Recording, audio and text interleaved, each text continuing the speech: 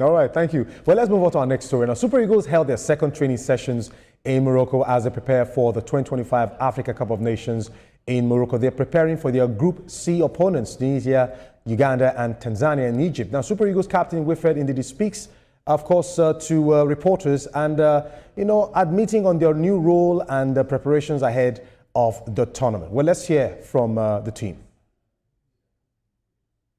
And was smooth. About the conversation with a couple of players, just some of the older players, just try to make them understand the reason why we're here, also need the support also from the staff.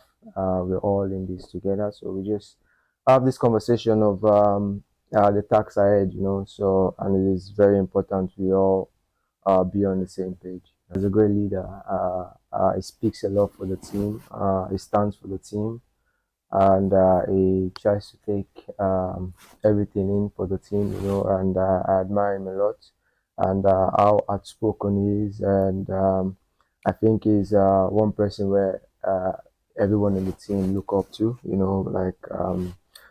is that guy that actually stands for the team, like I said earlier, speaks for the team, encourage everyone, and he's an amazing guy. I've learned a lot from him, and also we spoke a couple of weeks ago, and I just be chipping some advice, from him, once in, once out, so I feel like he's still part of the team, and he's gonna be missed. Yeah, it was a sad one, missing out on the World Cup, and this is another opportunity. They say another day, another opportunity.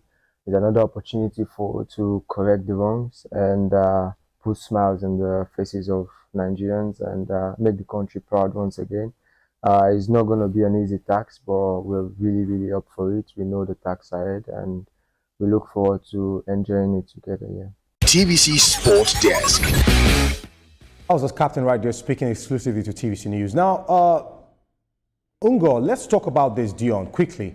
Now, there's been tussle about the leadership in the Super Eagles currently. Recently, Odungalo was interviewed and he was asked who should be that Super Eagles player that should wear the armband to lead the Super Eagles and file out, the team for performances. And Victor Osimhen's name came up, and quite a number of people agreed that he's got that leadership character to actually lead the team. He tells them what to do. He's angry when results are not churning out his way. He stays put and gives them that reason to believe that, look, we can do it.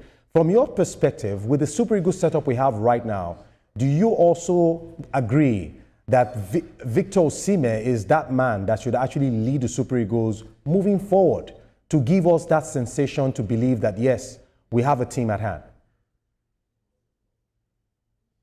There's this culture, right, of giving that one player in the team that responsibility. So it's not just a thing of them having the talent and the prowess, but now giving them that platform to carry the others, right, the same way they carry themselves. Think of the French team, Kylian Mbappe.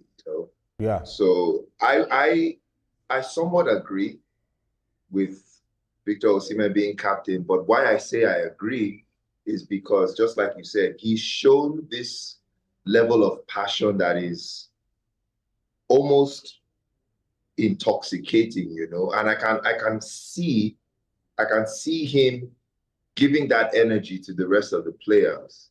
I can see them also wanting to literally die on that pitch just so we get the results that we need. And it's not once or twice that he's been able to show Nigerians that, look, I want to do this thing, And if the rest can follow in that same game mindset, I would say it's perfect for him to lead.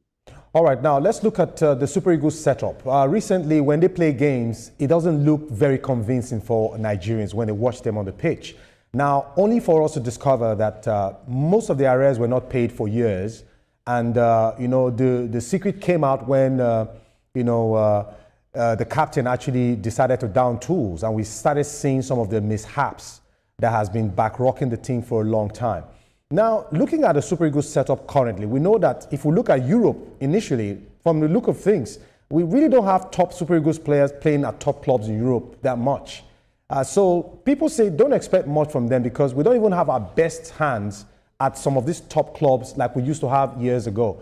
But what we have currently right now, what is that motivation you think is lacking to give us the result we desire? Because even this AFCON, Nigerians are just like, it's just one of those outings. The conviction is not there when Super Eagles want to go for a tournament. I mean, they couldn't qualify for the World Cup. And just recently, there's been rumors swirling around concerning Congo fielding an ineligible player, and that might give us a chance. Why do we always bank on some of these things to hold sway when we call ourselves giants of Africa? So from your standpoint, how do you assess this whole situation quickly?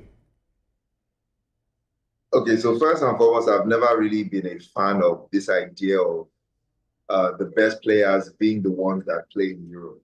Okay. A lot of the countries in Africa that play in big competitions don't have their best players playing in Europe, but they perform. Okay.